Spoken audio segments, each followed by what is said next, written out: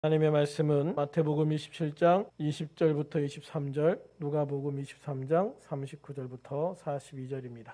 먼저 마태복음 27장 20절 23절부터 같이 읽겠습니다. 대제사장들과 장로들이 무리를 권하여 바라바를 달라 하게 하고 예수를 죽이자 하게 하였더니 총독이 대답하여 이르되 둘 중에 누구를 너희에게 놓아 주기를 원하느냐? 이르되 바라바로소이다. 빌라도가 이르되 그러면 그리스도라 하는 예수를 내가 어떻게 하랴? 그들이 다 이르되 십자가에 못 박혀야 하겠나이다. 빌라도가 이르되 어찌미냐? 무슨 악한 일을 하였느냐? 그들이 더욱 소리질러 이르되 십자가에 못 박혀야 하겠나이다 하는지라. 누가복음 23장 39절부터 같이 읽겠습니다. 달린 행악자 중 하나는 비방하여 이르되 내가 그리스도가 아니냐? 너와 우리를 구원하라 하되 하나는 그 사람을 꾸짖어 이르되 내가 동일한 정죄를 받고서도 하나님을 두려워하지 아니하느냐? 우리는 우리가 행한 일에 상당한 보응을 받는 것이니 이에 당연하거니와 이 사람이 행한 것은 옳지 않은 것이 없느니라 하고 이르되 예수여 당신의 나라에 임하실 때에 나를 기억하소서 하니 예수께서 이르시되 내가 진실로 내게 이르노니 오늘 내가 나와 함께 낙원에 있으리라 하시니라. 할렐루야.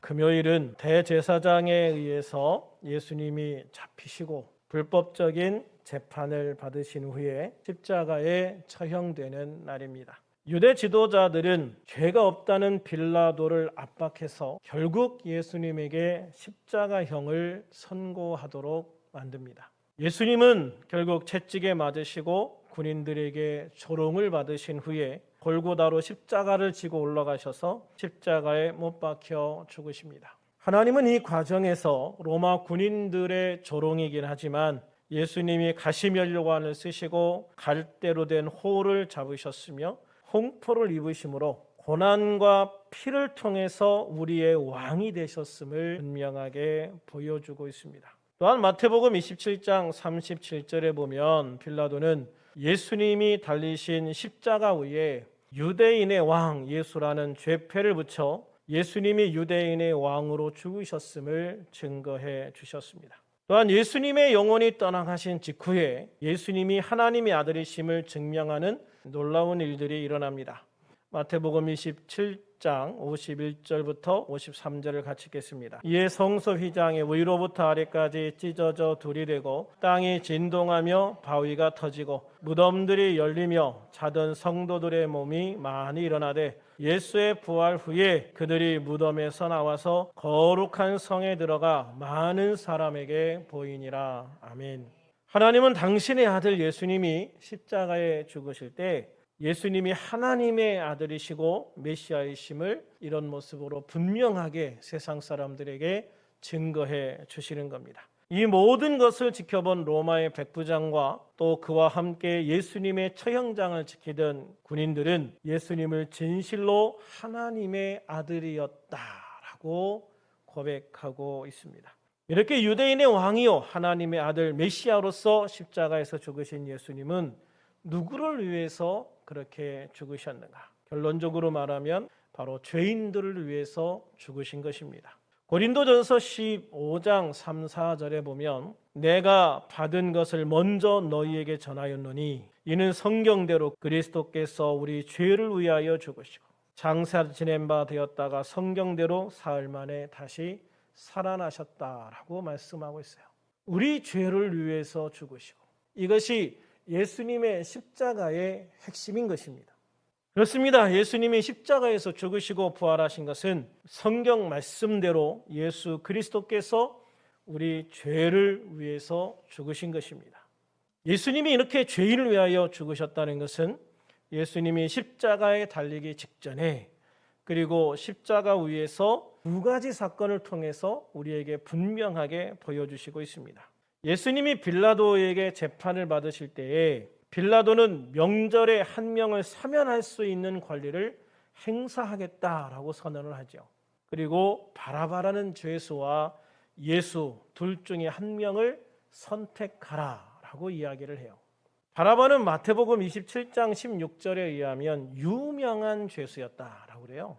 사람들에게 굉장히 많이 알려진 유명한 죄수였다. 근데 요한복음 18장 40절에서는 그냥 강도라고 표현을 했고, 마가복음 15장 7절에 보면 밀란을 꾸미고 그 밀란 중에 살인하고 체포된 자, 누가복음 23장 19절에는 성중에서 일어난 밀란과 살인으로 말미암아 옥에 갇힌 자라고 되어져 있어요. 이것을 통해 보면 바라바라는 사람이 왜 유명한가?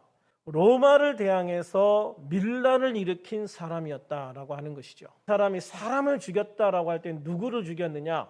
로마 군인을 죽였을 가능성이 굉장히 높습니다. 그렇기 때문에 그는 십자가에 달리는 사형 판결을 받은 거예요. 그 당시에 특별히 로마 사람을 죽이거나 로마 군인을 죽이면 거의 예외 없이 십자가로 처형을 했어요. 빌라도는 그런 사람을 내세워서 예수님을 풀어주라는 외침을 유도하는 거예요. 빌라도는 사실 어떻게 하든지 예수님을 풀어주려고 노력을 했어요. 그래서 도대체 예수가 무슨 죄를 졌길래 자꾸 십자가에 죽이라고 하느냐라고 말할 정도로 빌라도는 예수님을 가능하면 무죄로 풀어주려고 끊임없이 노력을 해요. 그래서 유대인들이 풀어달라고 요구할 수 없는 사람과 예수님을 딱 내세우는 거예요. 그러면 왜 바라바라고 하는 사람을 풀어달라고 하기 어려운가? 자기들을 압제하고 있는 로마를 대항해서 밀란을 일으켰다라고 하면 그 당시에 열심당원이나 이런 부류의 사람이었을 가능성이 높거든요. 이 사람을 풀어달라고 하고 싶죠. 근데 문제는 뭐냐면 유대 지도자들이 지금 로마의 눈치를 보고 있다는 거예요. 이 유대 지도자들은 로마라고 하는 거대한 제국 앞에서 바짝 엎드려서 눈치를 보는 거예요. 그래서 어떻게 하든지 이 로마라고 하는 대제국에 신경을 거슬리지 않고 자기들의 종교적인 이득과 자기들의 정치적인 이득을 유지하려고 하는데 굉장히 신경을 쓰고 있는 중이거든요. 그런데 로마 군인이나 로마 시민을 죽인 사람을 풀어달라고 한다? 사실 그거는 굉장히 어려운 거예요. 그거는 정말로 로마와 한판 맞짱 뜨자는 각오 없으면 이런 요구를 하기가 어려운 거예요. 그럼에도 불구하고 이 유대 지도자들은 바라바를 풀어달라고 한 거죠. 그러니까 사람들은 완전히 빌라도가 생각한 것 이상으로 예수님을 죽이고 싶어 했다라는 걸 보는 거예요. 그래서 결국 빌라도는 바라바를 풀어주고 바라바 대신 예수님을 십자가에 못 박아 처형하도록 허락하고 맙니다. 이를 통해 살인자인 바라바는 풀려나고 죄가 없는 예수님은 십자가에 못 박히는 거죠. 빌라도도 유대 지도자들도 바라바도 몰랐지만 이것을 통해서 예수님이 누구를 위해서 죽으시는지를 분명하게 보여주게 된 거예요. 예수님은 이 세상 그 무엇으로도 용서받을 수 없는 살인자, 죄인을 위해서 대신 죽으신 거예요. 예수님이 죄인을 구원하기 위해서 죽으셨다는 것을 보여준 또 하나의 사건이 예수님과 함께 십자가에 못 박혔던 두 행악자 중에 한 명이 구원받은 사건이에요. 예수님이 십자가에 못 박으실 때 예수님의 왼쪽 오른쪽에 두 명의 행악자가 함께 십자가에 못 박혔다라고 그랬어요. 어떤 죄를 졌는지는 몰라요. 악한 일을 한 사람이다라고 했기 때문에. 그런데 어쨌든 여기에 십자가에 달린 거 보면 살인죄 이상의 죄를 지은 사람이다라는 것을 알 수가 있어요. 누가복음 23장 39절에 보면 한쪽에 못 박힌 그 행악자가 내가 그리스도가 아니냐, 너와 우리를 구원하라, 이렇게 하면서 예수님을 조롱을 합니다. 십자가에 못 박혀 죽어가면서도 옆에 있는 예수님을 비방하고 조롱하는 걸 보면 회개하지 못하는 사람들의 모습을 너무나도 잘 보여준다라는 생각이 들어요. 세상에 많은 사람들이 죄인으로서 지옥을 향해 걸어가고 있어요. 그러면서도 교회와 예수님을 믿는 사람들을 조롱하고 있어요. 그런 사람들이 자신이 지금 걸어가고 있는 그 길 끝에 무엇이 있는지를 안다면 그럴 수 없죠. 절대 그럴 수 없을 거예요. 결국 회개하지 못하고 예수님을 믿지 못하는 사람들은 마가복음 9장 43절에 보면 지옥 곧 꺼지지 않는 불에 들어간다 그랬어요. 48절에 보면은 구더기도 죽지 않고 불도 꺼지지 않는 곳. 49절에 보면 불로써 소금 치듯함을 받는 곳 것이라고 표현을 하고 있어요. 여기에서 구더기는 동물이나 사람이 죽은 다음에 생기는 거예요. 그러므로 구더기가 죽지 않는다라는 표현은요, 지옥에 들어간 자에게는 죽음 이후에도 그 지긋지긋한 형벌이 그치지 않는다라는 것을 이야기를 하고 있는 거예요. 그래서 지옥에 가는 사람들은 영원히 그 형벌을 벗어나지 못한다. 사실 이게 가장 큰 형벌인 거예요. 일반적으로 사람들이 감옥에 가도 몇 년이 지나면 풀려난다는 게 있잖아요. 영원히 이게 끝나지 않는다. 이게 얼마나 끔찍한 건지 몰라요. 또 사람마다 불로써 소금 치듯함을 받는다 그랬잖아요. 소금이 뜨거운 불과 함께 사람의 피부에 뿌려지면 그 피부가 느끼는 뜨거움의 강도는 상상할 수 없을 정도로 높아진다고 그래요. 훨씬 강해진다고 그래요. 그래서 그냥 불에 닿기만 해도 그 고통이 이루 말할 수 없을 건데, 맹렬한 불로 형벌을 당하는 곳에 소금이 첨가되면 그 고통은 정말 상상할 수 없을 정도로 강해지는 것이죠. 이건 우리가 정말 상상할 수도 없는 고통이에요. 지옥은 그런 곳이다 라고 예수님이 말씀하시거든요. 그런데 그런 지옥을 사람들은 너무나도 아무렇지도 않게 생각하는 거죠. 그런 지옥을 향해 걸어가고 있으면서도 사람들은 오히려 하나님의 백성, 구원받은 하나님의 백성을 향해서 조롱하는 거예요. 이거는 예수님과 함께 십자가에 못 박혀 죽어가면서 끝까지 예수님을 조롱하면서 죽어가는 그런 사람들의 모습과 사실 전혀 다르지 않은 거예요. 세상 사람들은 두 가지 죄인이 있을 뿐이에요. 끝까지 예수님을 부인하고 조롱하는 죄인이 있고 회개하고 구원받은 죄인이 있을 뿐이다. 세상은요, 예수님을 중심으로 끝까지 회개하지 않는 죄인과 회개하고 구원받은 죄인 둘로 나눠진다. 할렐루야.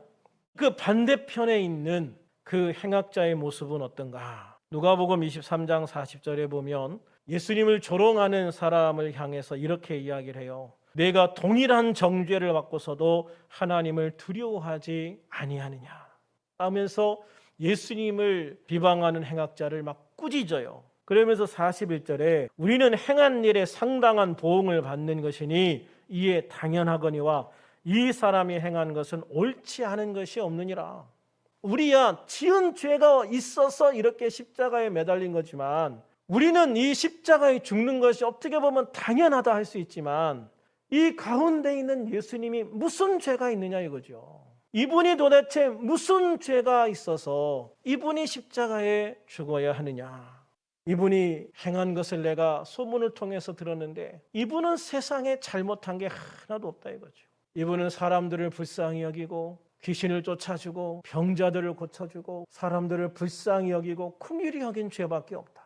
사람들을 위해서 자신의 모든 것을 다 바쳐 그들을 구원하고자 애쓴 죄밖에 없다. 그가 행한 것 중에 옳지 않은 것이 없느니라. 이것은 행악자가 자신의 죄를 회개하는 것으로 보여져요.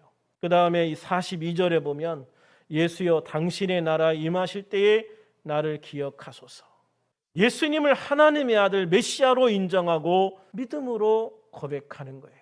이런 행악자의 기도에 예수님이 응답하십니다. 내가 진실로 내게 이르노니 오늘 내가 나와 함께 낙원에 있으리라. 할렐루야. 오늘 내가 나와 함께 낙원에 있으리라. 그는 자신의 마지막 순간에 회개하고 예수님을 믿어 구원을 받은 거예요. 그가 받은 구원은 지금 십자가에 달리신 예수님이 모든 사람들을 위해서, 모든 사람들의 죄를 위해서 속죄제물로, 화목제물로 제사를 드려주셨기 때문에 가능해진 것이죠. 현실적인 사람들의 생각은 육신의 구원을 받은 바라바가 더 놀라운 구원을 받았다고 생각할 수 있어요. 그러나 예수님과 함께 십자가에 달렸다 구원받은 이 행악자가 더 놀라운 구원을 받은 것이라고 생각을 해요. 왜냐하면 바라바가 그 후에 육신의 구원을 받은 후에 죽다 살아난 후에 예수님을 믿고 영혼의 구원을 받았는지는 알 수가 없어요. 이렇게 육신의 구원을 받고요, 예수님을 믿고 구원을 받을 수도 있고 안 그럴 수도 있는 거예요. 제가 치유 사역을 하면서 이렇게 보면 하나님 앞에 기도하고 병이 낫다고 해서 그 다음에 예수님 열심히 믿고 헌신하는 사람도 있고 안 그런 사람도 있더라 말이죠. 하나님의 놀라운 은혜를 체험했는데요, 그 은혜가 결국은 내 영혼의 상급으로 구원으로 이어지는 사람이 있고 그렇지 못한 사람들이더라. 그래서 우리가 육신의 구원을 받는 것, 즉 병이 낫고 문제가 해결되는 육신의 구원을 받는 것, 참 우리가 살아가면서 중요하지만, 그러나 사실 그것만으로는 우리의 삶의 완전한 구원을 이루어지지는 않거든요. 더 중요한 것은 사실 영혼의 구원이죠.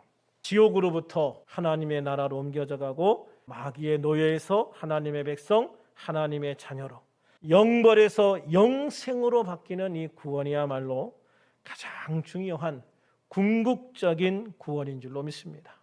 예수님은 이처럼 모든 사람의 죄를 위해서 죽으셨어요. 때로는 우리의 육신의 문제를 해결해 주시고 육신의 죄를 용서해 주시고 또 죽을 생명을 살려주기도 하십니다.